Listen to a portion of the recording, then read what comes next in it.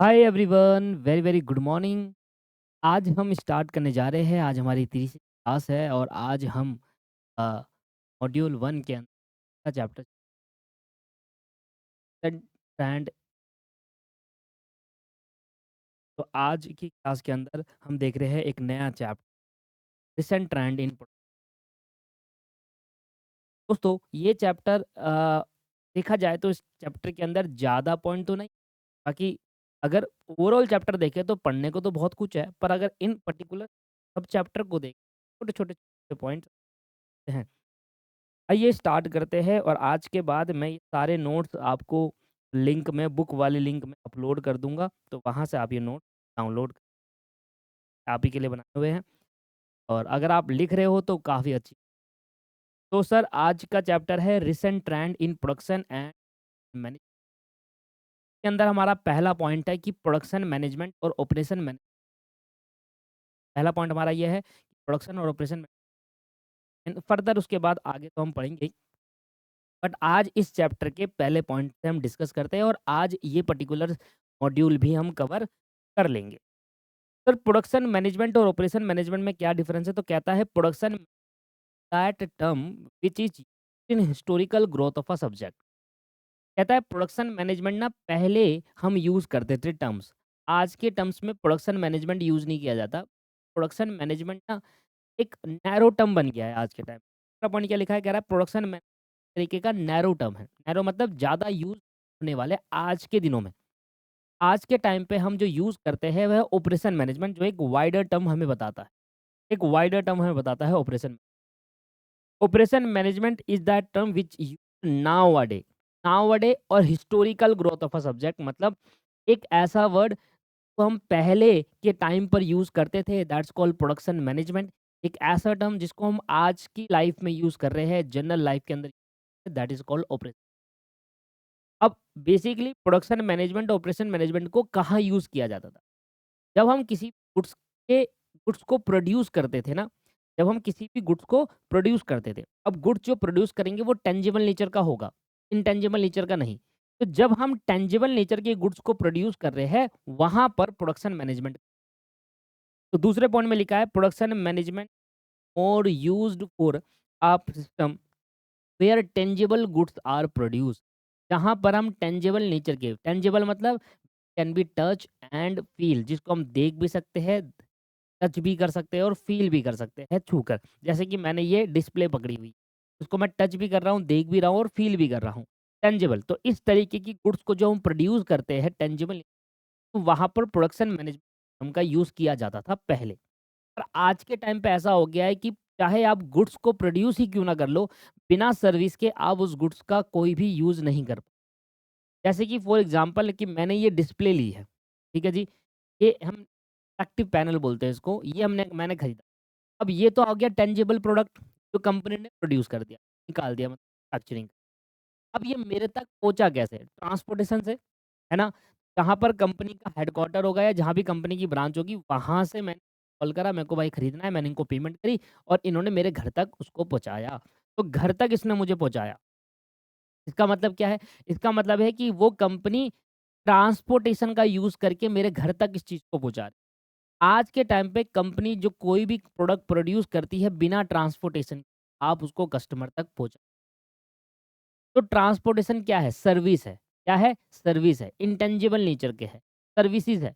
तो सर कोई भी चीज़ जो आपके पास, अब मैं जैसे कि ये जो मैं जिस चीज़ पे लिख रहा हूँ, ये एक सॉफ्टवेयर है, के अंदर इनबिल्ट डाला गया है नोटपैड, हम लिख रहे हैं इस चीज़ को। तो ये क्या है? इनटेंजिबल गुड्स है जो कंपनी हमें दे रही है। तो सर ऑपरेशन मैनेजमेंट डील करता है जहाँ पर टेंजिबल और इनटेंजिबल गुड्स दोनों ही प्रोड्यूस किए जाते हैं।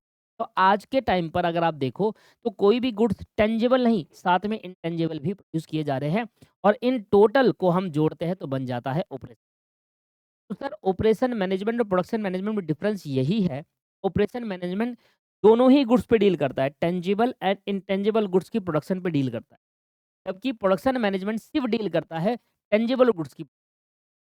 आज के टाइम पर क्या हो रहा है? सिर्फ टेंजिबल गुड्स ही प्रोड्यूस हो रही है या इंटेंजिबल भी हो रहे हैं? सर इंटेंजिबल भी हो रहे हैं। ऐसी गुड्स जिनको हम देख नहीं जिसको हम फ़ील कर सकते हैं, बस टच नहीं कर सकते। तो आपको पता ही है टच नहीं किया जा सकता, जैसे कि सॉफ्टवेयर। अब भाई पैनल का मैं कर नहीं पाता अगर इसके अंदर विंडोज़ नहीं हो या इसके अंदर एंड्रॉइड ओएस नहीं होता, है ना? ये पैनल हार्डवेयर देकर आप चीज़ों को कर नहीं सकते, इसके अंदर विंडो होनी चाहिए, इसके अंदर ऑपरेटिंग सिस्टम होना चाहिए, है ना? इसी तरीके से मोबाइल एक बाहर से देखा जाएगा तो टेंजिबल प्रोडक्ट है, पर उसके अंदर अगर एंड्रॉइड का ऑपरेटिंग सिस्टम नहीं होगा तो आप मोबाइल का यूज़ ही नहीं कर सकते। तो आज के टाइम पे टेंजिबल प्रोडक्ट का इंटेंजिबल प्रोडक्ट के साथ मिलकर ही बिकता है वो, मिलकर ही बिकता है। काफ़ी प्रोडक्ट ऐसे आ गए, तो इसलिए हम वाइडर टर्म के तौर पे ऑपरेशन मैनेजमेंट को बोल करते हैं क्योंकि वो दोनों ही चीज़ों पे डील करता है। तो तीनों पॉइंट समझ में आ गई। प्रोडक्शन मैनेजमेंट पहले यूज़ हुआ करता था, आज के टाइम पे ऑपरेशन मैनेजमेंट यूज़ होता है, क्यों? क्योंकि प्रोडक्शन मैनेजमेंट सिर्फ़ डील करता है गुड्स के टेंजिबल गुड्स की प्रोडक्शन पर, जबकि ऑपरेशन मैनेजमेंट दोनों ही टेंजिबल और इंटेंजिबल गुड्स की प्रोडक्शन पे डील करता है। इसलिए ऑपरेशन मैनेजमेंट एक बड़ा टर्म के रूप में देखा जाता है, इसको वाइडर टर्म कहा, एंड जो प्रोडक्शन मैनेजमेंट है वो एक नैरो टर्म है, इसको छोटे टर्म के रूप में देखा जाता है क्योंकि सिर्फ़ एक ही चीज़ के ऊपर डील करता है वो। ये एक नैरो टर्म है और ये एक वाइडर टर्म है। आगे ये कह रहा है, आगे कह रहा है production management about managing activity related to production only, क्योंकि प्रोडक्शन मैनेजमेंट सिर्फ प्रोडक्शन से रिलेटेड डील करता है, पर ये जो ऑपरेशन मैनेजमेंट है प्रोडक्शन और सर्विस दोनों से रिलेटेड डील करता है। तो लिखा है production operation management is about the management of overall business operation which include service also. Productions की तो डील करता ही है, ये प्रोडक्शन एक्टिविटी से रिलेटेड तो डील करेगा ही, मैनेजिंग करेगा ही, साथ में सर्विस से भी रिलेटेड डील करता है। इसलिए इन दोनों में डिफरेंस ये आता है कि प्रोडक्शन मैनेजमेंट सिर्फ प्रोडक्शन से रिलेटेड मैनेजिंग करता है, जबकि operation production and service overall business operation के बारे में डील करता है। तो आज के टाइम पे चलता है ऑपरेशन मैनेजमेंट, प्रोडक्शन मैनेजमेंट खत्म हो चुका है। Production management mainly used in manufacturing process where goods produce. तो प्रोडक्शन मैनेजमेंट सिस्टम जो है, कैसे मैनेजमेंट सिस्टम है प्रोडक्शन का, तो प्रोडक्शन मैनेजमेंट सिस्टम सिर्फ़ और सिर्फ़ कहाँ पर यूज़ किया जाता है, जहाँ पर गुड्स का मैन्युफैक्चरिंग हो रहा हो। जबकि आज के टाइम पर जो हो रहा है, वो ऑपरेशन मैनेजमेंट यूज़ किया जाता है क्योंकि ये हर जगह पर यूज़ हो सकता है। चाहे गुड्स का प्रोडक्शन हो, चाहे वो सर्विसेज़ का प्रोडक्शन हो, चाहे सर्विस का रेंडरिंग करा जा रहा है, सर्विसेज़ दिया जा रहा है, कहाँ-कहाँ use in banks, bank service देता है, एयरलाइन सर्विस देता है, सुपर बाज़ार में गुड्स भी बिकता है, सर्विस भी देते हैं, एजुकेशनल इंस्टीट्यूट, पुलिस स्टेशन, कई सारी जगह पर, आप सारी ही जगह पर ले लीजिए, वहाँ पर प्रोडक्ट ऑपरेशन मैनेजमेंट का यूज़ किया जा रहा है। इसलिए ऑपरेशन मैनेजमेंट को आज के टाइम पे ज़्यादा इम्पोर्टेंस दी गई और आज के टाइम ये एक मैनेजमेंट सिस्टम है जो फ़ॉलो करती है हर कंपनी। तो ये है सर हमारे दोनों में डिफ़रेंस कि क्या होता है प्रोडक्शन मैनेजमेंट और क्या होता है ऑपरेशन मैनेजमेंट, दोनों में डिफ़रेंस क्या है। आइए अब अगला पॉइंट देखते हैं कि अगला हमारे पे क्या है। मोटा-मोटा 1-2 पॉइंट है इसके जो हमें पढ़ना है। आ जाइए सर। एक पॉइंट और लिखेंगे, इसमें एक ही पॉइंट है, टोटल इसके अंदर लगभग-लगभग 10-11 पॉइंट है जो हमें है। लिखेंगे recent trend in production and operation management. अगला टॉपिक है recent trend in production and operation management.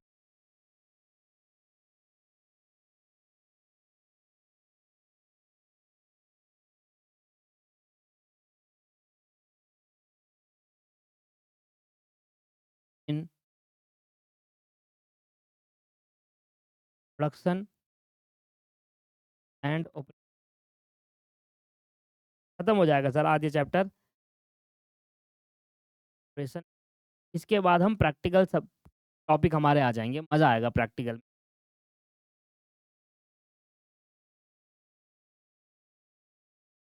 Recent trend in production operation, लिखना है इसके बारे में। Recent trend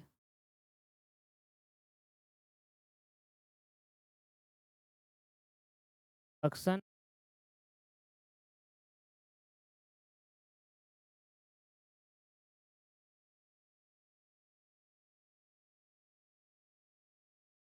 related to global competition. ये पेपर में आया था और इसके चांस है आने के, तो कृपया करके इसको आप अच्छे से पढ़ें। इसमें लगभग 10 से 11 पॉइंट है, तो कोई भी आप 7-8 याद कर लेना जो आपको अच्छा लगे। ग्लोबल कॉम्पिट अगर सारे याद करोगे तो और अच्छी बात। Global competition and the the impact it has on it has on firm, the impact it has on manufacturing firm.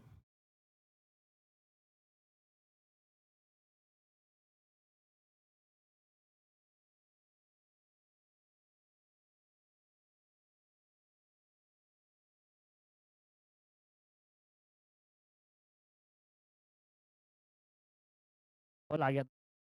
चलिए, तो रिसेंट ट्रेंड इन प्रोडक्शन और operation management related to the global competition. अब हम देखेंगे जो production और operation management है, इसका इम्पैक्ट ग्लोबल कॉम्पिटिशन पे क्या रिलेट करता है और उसका इम्पैक्ट मैन्युफैक्चरिंग फर्म में क्या पड़ा।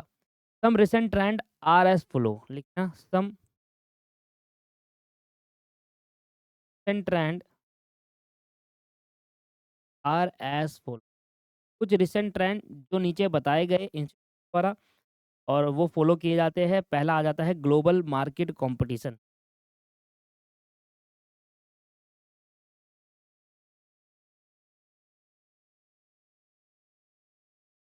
पहला आ जाता है ग्लोबल मार्केट। तो इसमें ग्लोबल मार्केट प्लेस को क्या बोला गया है, इसमें बारे में लिखते हैं 2 पॉइंट इसके अंदर। पहला लिखना ग्लोबलाइजेशन। ग्लोबलाइजेशन का मतलब आप अपने प्रोडक्ट को वर्ल्ड वाइड फैला रहे हो। आप चाह रहे हो कि मेरा प्रोडक्ट भाई हर जगह जाए। वर्ल्ड वाइड जब हम चीज़ें बात करते हैं इसको ग्लोबलाइजेशन कहा।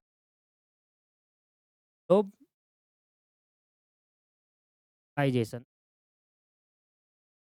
Globalisation of business has compelled. Compelled का मतलब होता है मजबूर। मजबूर।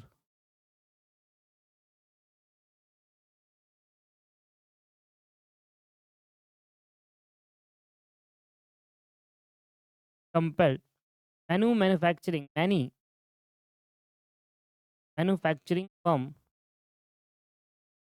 Manufacturing firm to operation have operation in any country have operation in many country where they have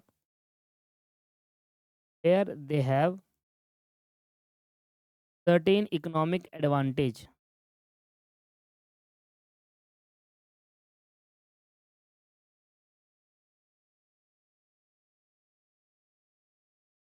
भाई देखो गवर्नमेंट कहती है आप अपने बिजनेस को ना क्या करो, अलग अलग कंट्री में अपने बिजनेस को फैलाओ। हम भी आपको बेनिफिट देंगे, हम भी आपको इकोनॉमिक एडवांटेज देंगे। ऐसी जगह पर बिजनेस डालो जहां हमारी कंट्री के रिलेशन अच्छे हो, जैसे कि रसिया, हमारी कंट्री के रिलेशन रसिया के साथ काफ़ी अच्छे हैं।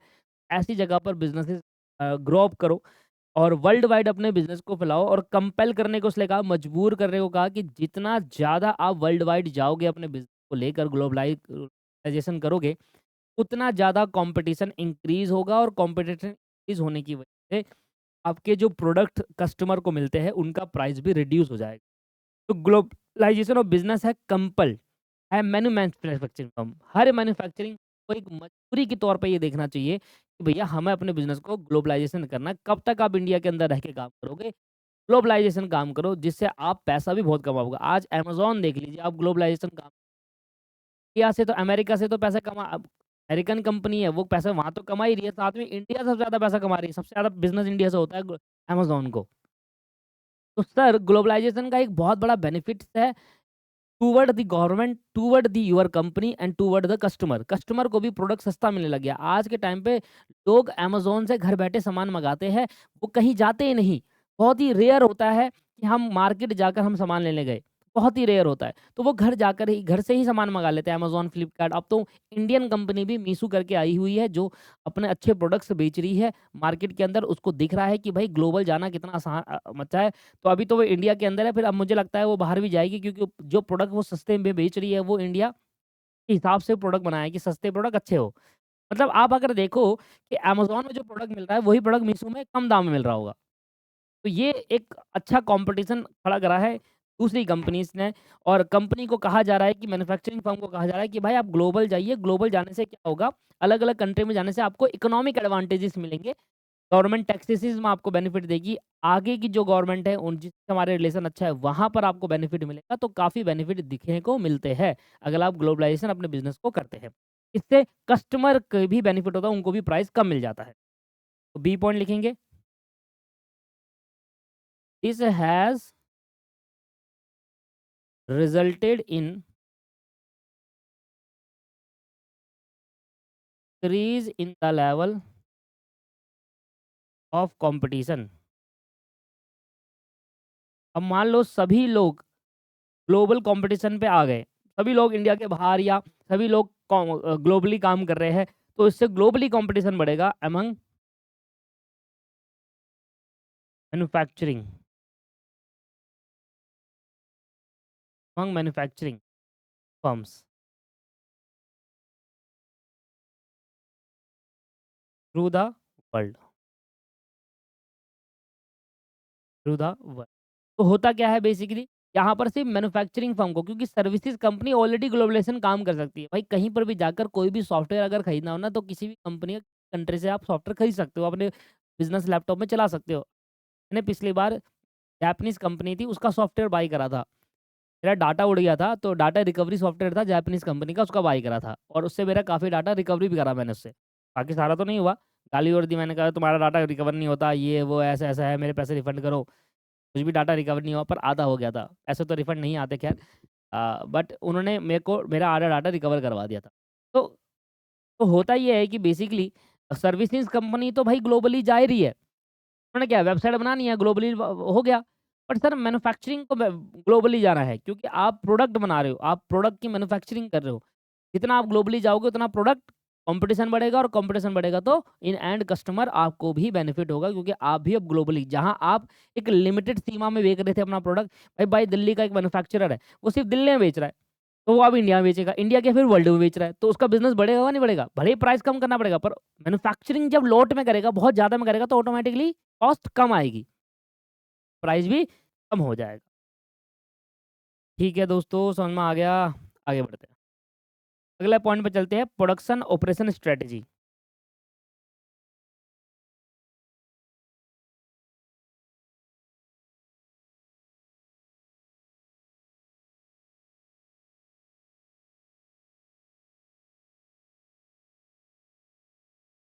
Production operation strategy.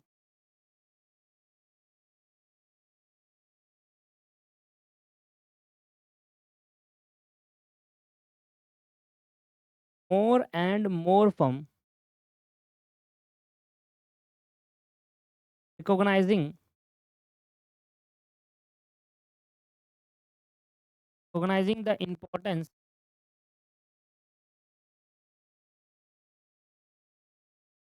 recognizing the importance of production,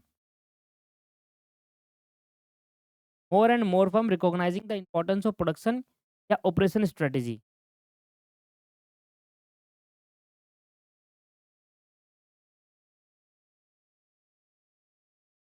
देखिए हो क्या रहा है, प्रोडक्शन और ऑपरेशन स्ट्रेटजी से रिलेटेड बात हो रही है कि ज़्यादा से ज़्यादा फर्म को प्रोडक्शन और ऑपरेशन स्ट्रेटजी पे वर्क करना चाहिए। काफ़ी कंपनी क्या करती है, प्रोडक्शन और स्ट्रेटजी पे वर्क कर ही नहीं रही। वो क्या कर रही है,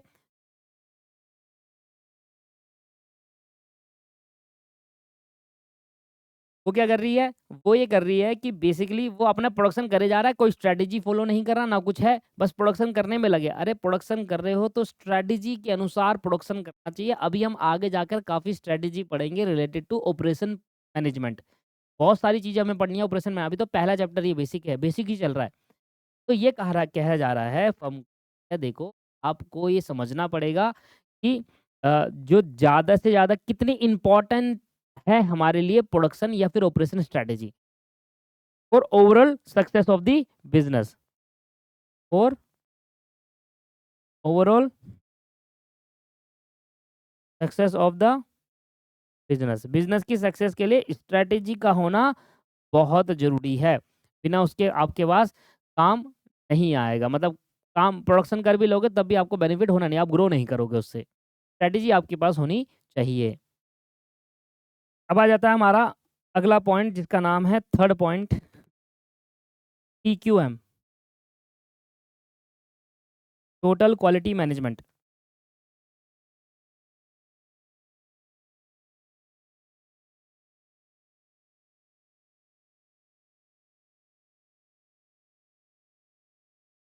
टोटल क्वालिटी मैनेजमेंट तो हम TQM के नाम से जानते हैं, टोटल क्वालिटी मैनेजमेंट। देखिए, टीक्यूएम एक तरीके की टेक्निक और अप्रोच होती है जो हर एक कंपनी अपनाती है अपनी प्रोडक्ट की क्वालिटी को इम्प्रूव करने के लिए।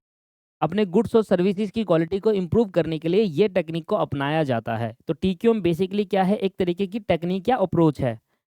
देखेंगे टीक्यूएम अप्रोच या technique,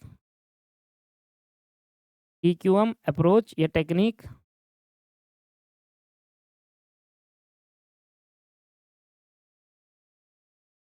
technique has been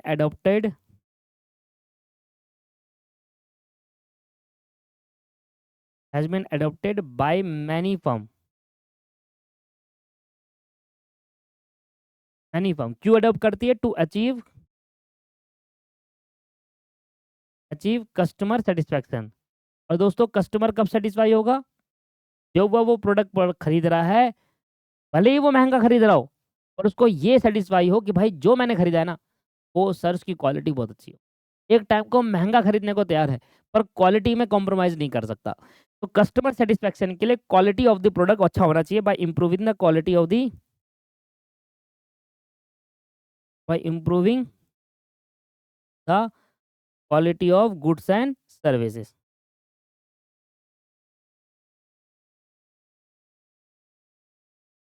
by improving the quality of goods and services। ठीक है।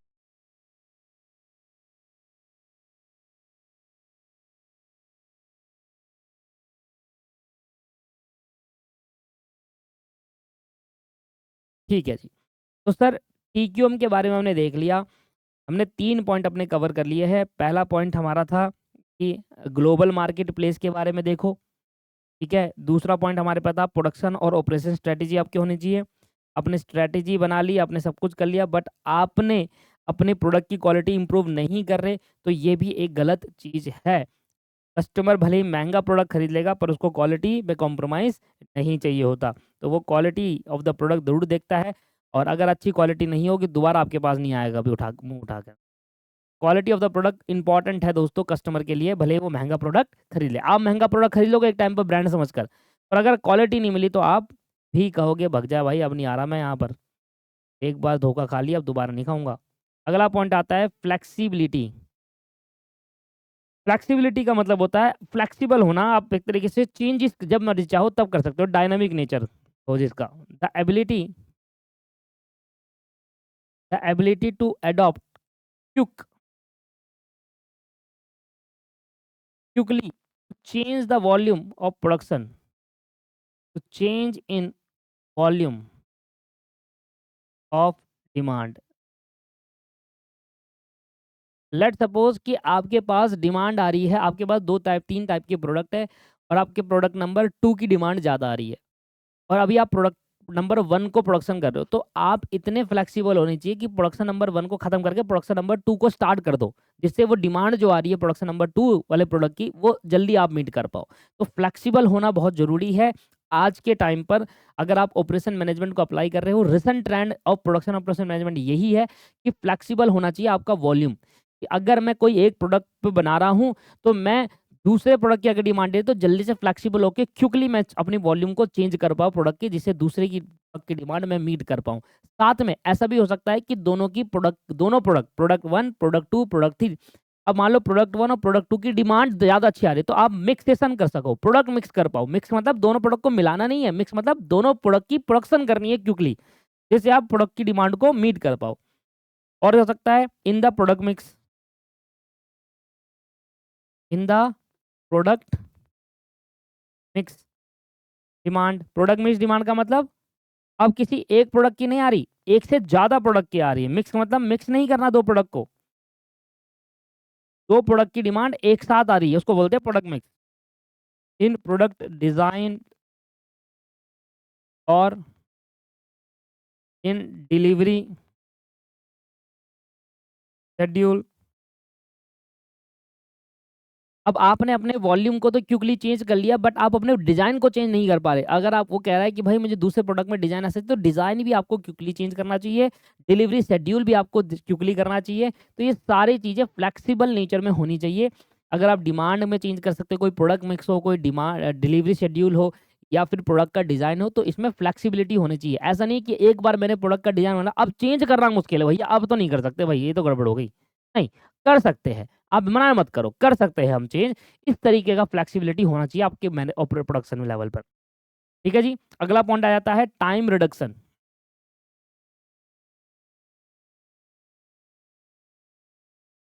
अगला पॉइंट आ जाता है टाइम रिडक्शन।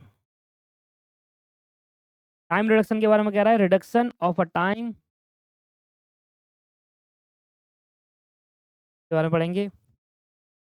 पहले लिख लेता हूँ, reduction of manufacturing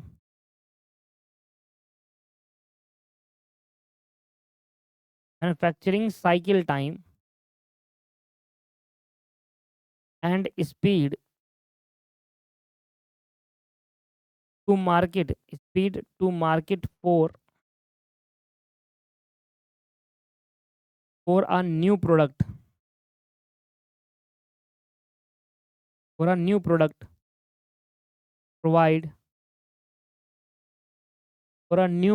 provide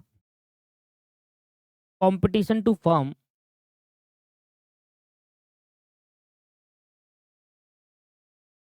a firm over other firm. Competition to firm provide competition for a other firm over when company companies can provide product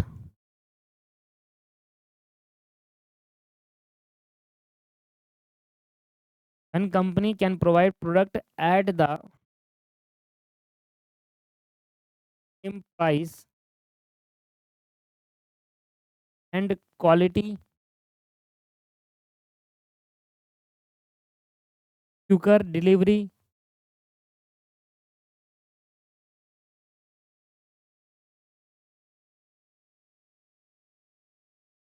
quality अच्छी हो, क्विकर डिलीवरी प्रोवाइड करो of one firm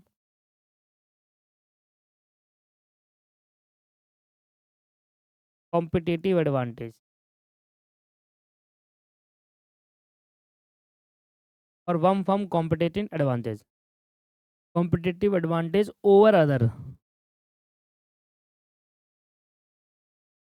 over others. चलिए, तो इसका मतलब क्या है? Time reduction. Time reduction का मतलब है कि मान लो कि आप 2 कंपनी हैं, एक कंपनी है सैमसंग, एक कंपनी है आईफ़ोन। है जी, एप्पल एक कंपनी है और एक सैमसंग, ठीक है? अब आपने देखा होगा कि जो सैमसंग है वो हर साल नए फ़ोन लेकर आ रही है। 1 मिनट देना, कॉल आ रहा है दोस्त, कट गया फ़ोन, सॉरी। तो मैं ये कह रहा था कि अ, मान लीजिए 2 कंपनियाँ सैमसंग और आईफ़ोन हैं और एप्पल कंपनी है, तो वो दोनों फ़ोन कंपनी क्या करती है, हर साल कुछ ना कुछ नए फ़ोन लॉन्च करती है। अब होता ये है कि जो पर्टिकुलर पर्सन, जो पर्टिकुलर कंपनी अपना फ़ोन जल्दी लॉन्च करती है, उसकी सेल बढ़ती है क्योंकि कस्टमर जो है वो वेट नहीं करना चाहता। भाई अगर किसी को आईफ़ोन खरीदना है, बात वही है, आईफ़ोन खरीदेगा। कोई सैमसंग यूज़र है तो सैमसंग यूज़र है। मैं भाई सैमसंग यूज़र हूँ, मैंने आईफ़ोन भी खरीदा है, मैंने आईफ़ोन भी लिया था पहले, अब मैं सैमसंग में शिफ्ट हो गया क्योंकि आईफ़ोन यू इको फ्रेंडली नहीं है, यूज़र फ्रेंडली नहीं है, चमकाना हमें है नहीं। हमें चाहिए कि हमारा काम हो सके, है ना? अब कोई किसी को आईफ़ोन इसलिए अच्छा लगता है कि उनको वीडियो क्वालिटी चाहिए, फ़ोटो क्वालिटी अच्छी चाहिए, तो काफ़ी यूज़र्स की रहती है, पर मैं एक जनरल यूज़र की बात कर रहा हूँ जिसको दोनों फ़ोन पसंद है, आईफ़ोन भी और सैमसंग भी पसंद है। तो वो चाहता है कि यार अब मुझे कौन-सा लूँ? मुझे जल्दी चाहिए। तो वो कंपनी जिसका टाइम रिडक्शन है, मैन्युफैक्चरिंग साइकिल टाइम रिड्यूस करता है। आज वो कंपनी एक फ़ोन लॉन्च करने में 1 साल लगा देती है, अगर वही कंपनी फ़ोन लॉन्च करने पर 6 महीने पे लॉन्च करे तो उसका प्रोडक्ट ज़्यादा जल्दी बिकेगा। अभी सैमसंग क्या करता है, हर साल नया फ़ोन लॉन्च करता है। अगर वो हर साल नया फ़ोन लाकर हर 6 महीने में नया फ़ोन लॉन्च करेंगे, तो कहीं न कहीं उनको ये बेनिफिट मिलेगा भी। पर हो भी सकता है इसका घाटा भी हो भी सकता है इसका घाटा भी हो। पर सर घाटा नहीं होगा क्योंकि कस्टमर को जो पुराना फ़ोन है, अब वो नया फ़ोन में कन्वर्ट हो जाएँगे कि हाँ, चलो अब नया आ गया, मैं नया खरीद लूँगा। 6 महीने बाद नया आ जाएगा, नया खरीद लूँगा। फिर 6 महीने बाद नया आ जाएगा, नया खरीद लूँगा।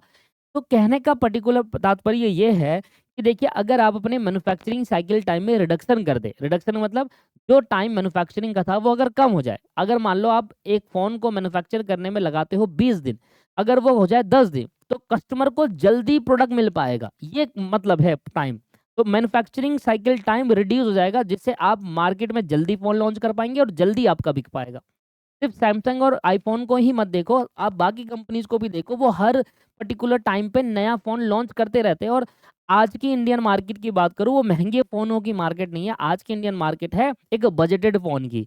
जो 10,000 से 20,000 के बीच में जो बजटेड फ़ोन होते हैं, उनकी ज़्यादा सेल होती है एज़ कम्पेयर टू सैमसंग और आईफ़ोन। जो महँगे-महँगे फ़ोन हैं, उनसे ज़्यादा उनकी कंपनी की सेल होती है, प्रोडक्ट ज़्यादा बिकते हैं, क्योंकि वो हर साल कुछ नया लाते रहते हैं और जल्दी लाते रहते हैं। उनका मैन्युफैक्चरिंग साइकिल टाइम रिडक्शन बहुत है। तो reduction of manufacturing cycle time and speed to market for a new product provide competition to the firm over the other. आप नया प्रोडक्ट लाते रहोगे, कॉम्पिटिशन देते रहोगे और आपको कॉम्पिटिटिव एडवांटेज मिलता रहेगा। When company can provide product at a same price, company उसी प्राइस पर प्रोडक्ट दे रही है, अच्छी क्वालिटी का दे रही है, आपको सेम प्राइस पे फोन मिल रहा है, पर उससे अच्छी मतलब सेम क्वालिटी है, अच्छी क्वालिटी है, सेम मतलब भी मन बोलेंगे। मतलब आपको जो प्राइस है, प्राइसिंग का अगर इशू, आप कह रहे हो भाई मुझे 20,000 का फ़ोन चाहिए, आपको 20,000 का ही फ़ोन मिल रहा है, क्वालिटी भी सेम और डिलीवरी भी जल्दी, तो भैया आप उसके लिए जाओगे। भाई क्वालिटी भी अच्छी है, फ़ोन भी सेम प्राइस का है और डिलीवरी भी सेम है। अगर कोई पर्टिकुलर चीज़ नहीं मुझे तो इसी कंपनी का चाहिए, तो बात अलग है। अगर आपको फ़ोन चाहिए और आपके पास 5-6 कंपनियाँ आपके लिस्ट है कि भाई मैं इन कंपनियों में से कोई एक फ़ोन लूँगा, तो आप उसके लिए जाओगे जहाँ प्राइस, क्विक डिलीवरी और प्रोडक्ट की क्वालिटी अच्छी हो, तो वहाँ पर आप उस पे चले जाओगे। तो इससे आप दूसरी कॉम्पिटिशन एडवांटेज आपको मिल जाएगा दूसरी फर्म से। तो आपको हमारी फर्म पे ज़्यादा अच्छा एडवांटेज मिल जाएगा, क्योंकि हम जल्दी लॉन्च करते हैं फ़ोन को और जल्दी हमारा बिक जाता है। अगला पॉइंट लिखेंगे टेक्नोलॉजी।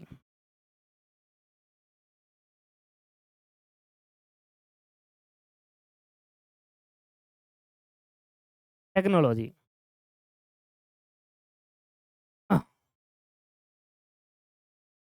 हाँ जी, तो बात हम कर रहे थे यहाँ पर टेक्नोलॉजी की, टेक्नोलॉजी के बारे में लिख लो। टेक्नोलॉजी में आपको समझाने लायक कोई चीज़ है नहीं, आपको पता है टेक्नोलॉजी ज़्यादा इम्प्रूव करोगे उतना आपका प्रोडक्ट चमकेगा। सीधी-सी कहानी ये है, टेक्नोलॉजी में मुझे कुछ ज़्यादा समझाना नहीं, लिख देता हूँ। ऑटोमेशन, कॉम्पि कंप्यूटराइज़ेशन,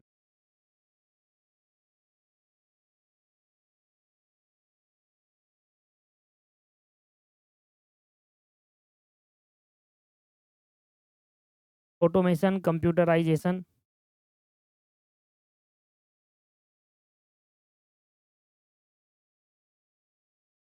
information and communication.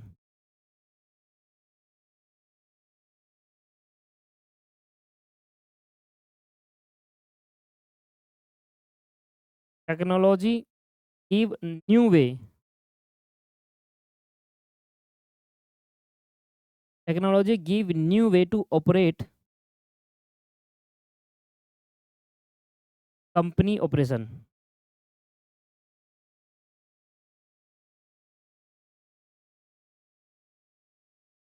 The technology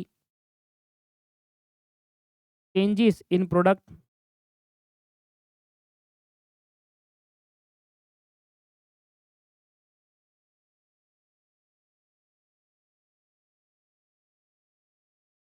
changes in product and process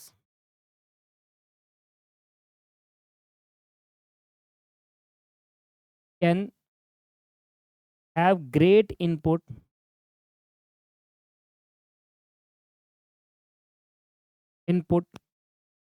नहीं impact, can have great impact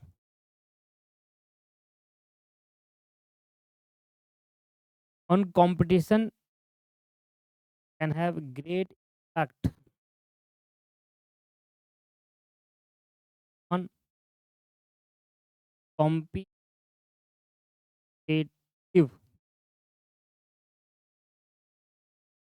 and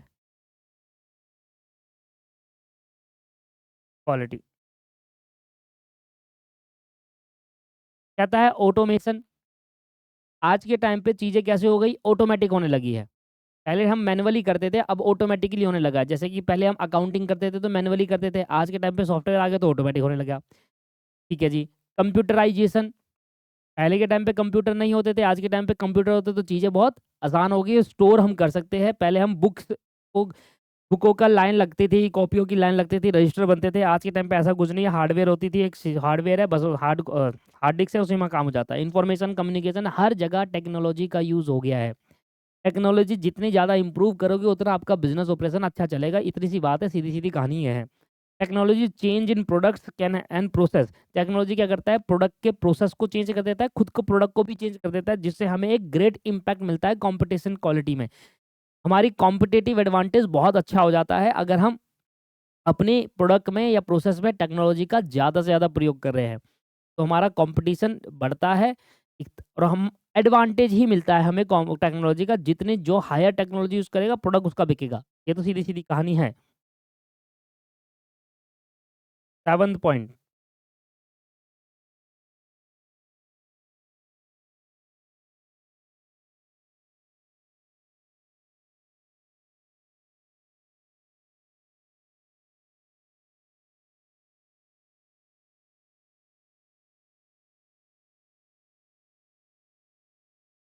seven point है worker involvement.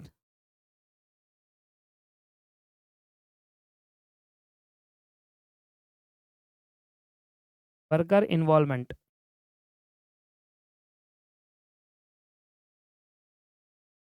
The recent trend is to assign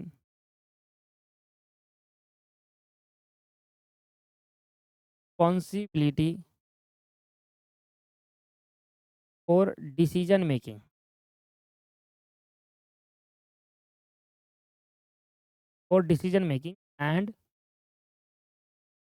and problem solving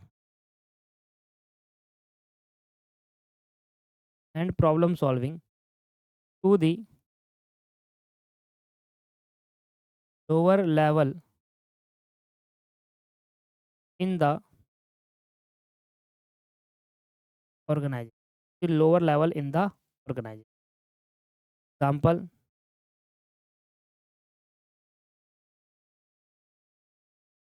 team spirit and quality management, नहीं, team spirit and quality improvement,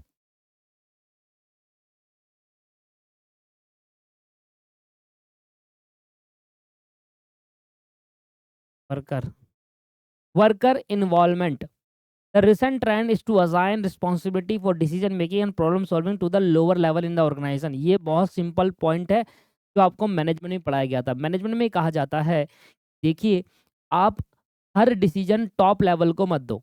her decision को top level पे दोगे तो गड़बड़ हो जाएगी। क्यों? क्योंकि लोअर लेवल पे जो बंदे काम कर रहे हैं, पहले वो मिडिल लेवल पे आ जाएंगे कि भाई करना है नहीं करना, मिडिल वाले टॉप पे जाएंगे। वो कहता है डिसीजन को डेलिब्रेट करो, डेलीगेशन करो, काम और अथॉरिटी को डेलीगेशन करो, बाँटो काम को, और अथॉरिटी को भी बाँटो, साथ में रिस्पॉन्सिबिलिटी भी दो। इससे लोअर लेवल मैनेजमेंट के अंदर एक टीम स्पिरिट आएगी। यार अब हम कुछ डिसीजन हम खुद ले सकते हैं, हमें बार-बार किसी से पूछने की ज़रूरत नहीं है। इससे क्या होगा, क्वालिटी इंप्रूवमेंट, वर्कर के अंदर क्वालिटी इंप्रूवमेंट आएगी। वर्कर के अंदर क्वालिटी इंप्रूव आएगी, उनके पास टीम स्पिरिट आएगी, उनके पास एक मोटिवेशन आएगा कि यार हमारी भी कहीं न कहीं वैल्यू है, ये तो मैं डिसीजन खुद ले सकता हूँ, मुझे ये पार्ट चेंज करना है या नहीं करना है, ये मेरी मर्ज़ी रहेगी। तो कुछ चीज़ें को हमें क्या करना चाहिए, डेलीगेट कर देना चाहिए, authority, power, responsibility to the lower level of management, जिनसे वर्कर का इन्वॉल्वमेंट रहता है, वर्कर के आइडियाज़ मिल जाते हैं, और उससे यार नीचे जो प्रोडक्शन कर रहे हैं उनसे बेहतर कौन जान सकता है प्रोडक्शन? टॉप लेवल मैनेजमेंट जानेगा? नहीं। तो वो उन टॉप लेवल मैनेजमेंट को इस तरीके से काम करना चाहिए कि वर्कर के आइडियाज़ लो, जिससे वर्कर भी मोटिवेट होंगे कि बड़ा लेवल का पर्सन हमसे पूछ रहा है, यार हमारे से सजेशन ले रहा है, साथ में वर्कर की इंप्रूवमेंट होगी क्वालिटी में। ठीक है जी, तो वर्कर का इन्वॉल्वमेंट होना चाहिए आपके पास। अगला पॉइंट आ गया 8वां, बहुत सारे पॉइंट है, कुछ ही पॉइंट करते हैं, 8 पॉइंट मुझे लगता है बहुत है।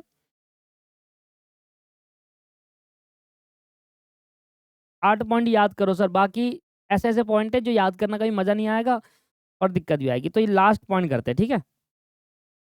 8 पॉइंट ऐसे पॉइंट है जो आप आराम से ईज़िली याद कर सकते हो, और जो याद नहीं कर सकते मैं उनको हटा ही रहा हूँ।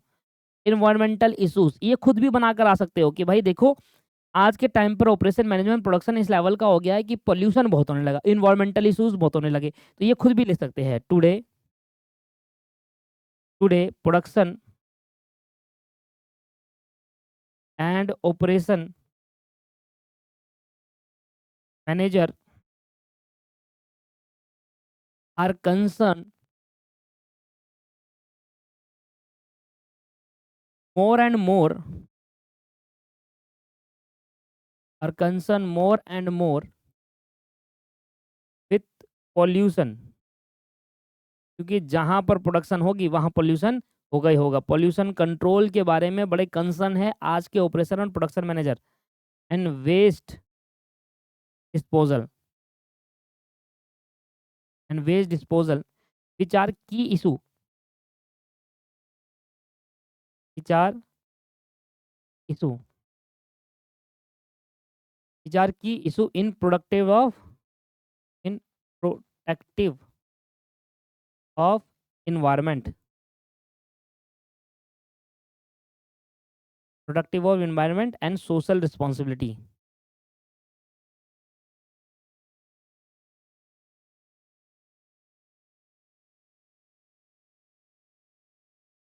There is increase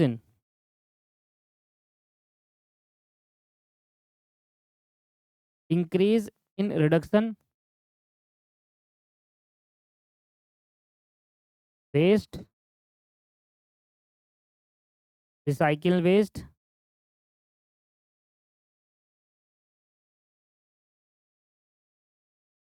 non-use of plastic.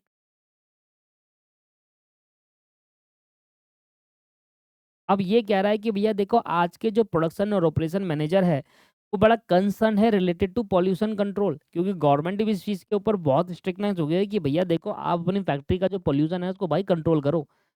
आप अपनी फैक्ट्री के अंदर जो वेस्ट है उसको डिस्पोज ऑफ करने का तरीका निकालो। कुछ बहुत सारी कंपनीज इनके ऊपर बात भी करती है कि कैसे पॉल्यूशन को कंट्रोल किया जाए। मशीनें आती हैं इनकी, वेस्ट डिस्पोज ऑफ की मशीन आती है, तो इन पे भाई आज के टाइम के ऑपरेशन मैनेजर बड़े कंसर्न है रिलेटेड टू, क्योंकि पॉल्यूशन होने से क्या हो जाता है भाई आप अपने इन्वायरमेंट और सोशल रिस्पॉन्सिबिलिटी को नहीं ध्यान पा रहे, इन्वायरमेंट का लॉस होता है, सोशल जो समाज है जो लोग हमारे नियर बाई रह रहे हैं कहीं ना कहीं तो लोग उनको भी इफेक्ट करता है, उनकी हेल्थ में दिक्कत आती है, तो काफ़ी चीज़ें हो जाती है। प्रोडक्शन आपको प्रोडक्ट भी चाहिए और आपको पोल्यूशन भी नहीं चाहिए, तो ये सारी चीज़ों के लिए ऑपरेशन मैनेजमेंट और प्रोडक्शन मैनेजर जो है वो बड़े कंसर्न रहते हैं यार कैसे करे क्या नहीं करे। तो आज के टाइम पे ये सब ठीक हो गया है, पर आज के टाइम पे जानबूझ के नहीं करते क्योंकि पैसा लगता है इन पे, पोल्यूशन कंट्रोल करना, वेस्ट डिस्पोजल करना, पोल्यूशन वैसे ये फेंक देते हैं कहीं पर भी जहाँ खाली जगह दिखी वहीं फेंक दो, तो बस हो गया वे अपने आप वेस्ट वेस्ट तो देखो डिस्पोज हो गई, ज़मीन में हो जाएगा, ज़मीन में फिर हवा में जाएगा, हवा में जाएगा फिर दिक्कतें आएगी लोगों को। तो इन चीज़ के ऊपर भी आपको ध्यान देना है, एनवायरमेंटल इश्यूज़ के ऊपर ध्यान देना है। ये नहीं कि आप प्रोडक्ट बना रहे हो, प्रॉफिट कमा रहे हो, प्रोडक्ट बना रहे हो, प्रॉफिट कमा रहे हो, ना। एनवायरमेंटल और सोशल रिस्पॉन्सिबिलिटी आपके पास होनी चाहिए, ठीक है जी। तो ये पर्टिकुलर 8 पॉइंट मैंने करा दिए, मुझे नहीं लगता अब इसके अंदर कोई और पॉइंट जो सही है, जो आप करोगे तो आपको याद भी कर पाओगे।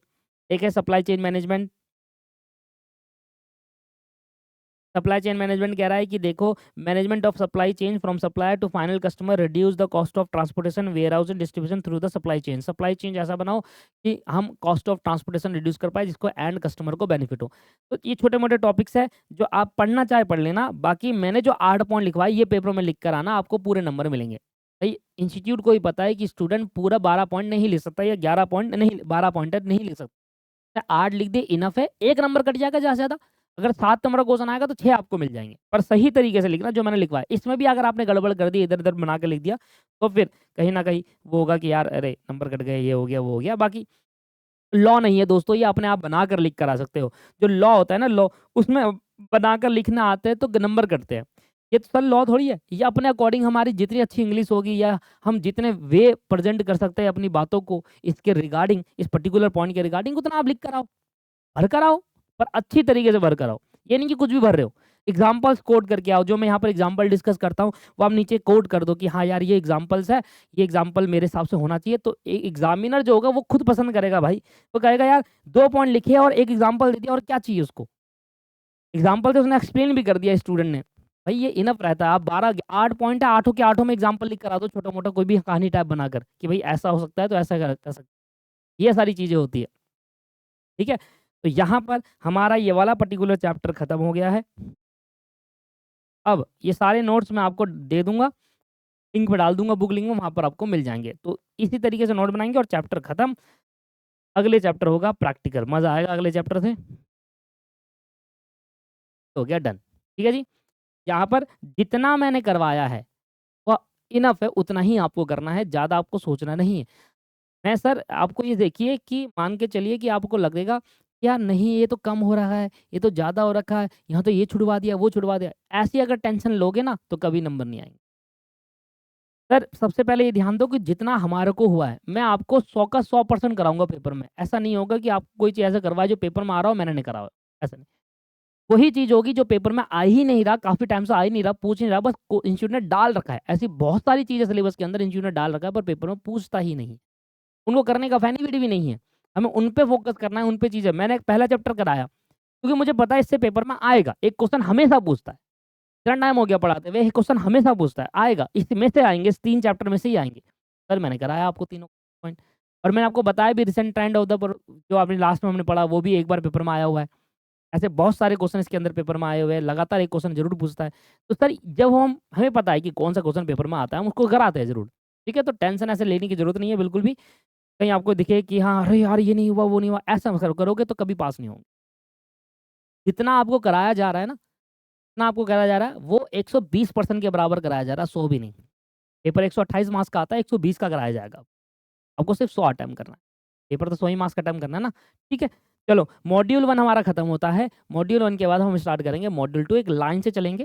मॉड्यूल 1, मॉड्यूल 2 इस तरीके से चलेंगे। ठीक है जी? Thank you. आज की इस वीडियो में इतना ही, चैप्टर खत्म। नेक्स्ट टाइम मिलते हैं next class. Thank you very much. Have a nice day. Bye bye. Take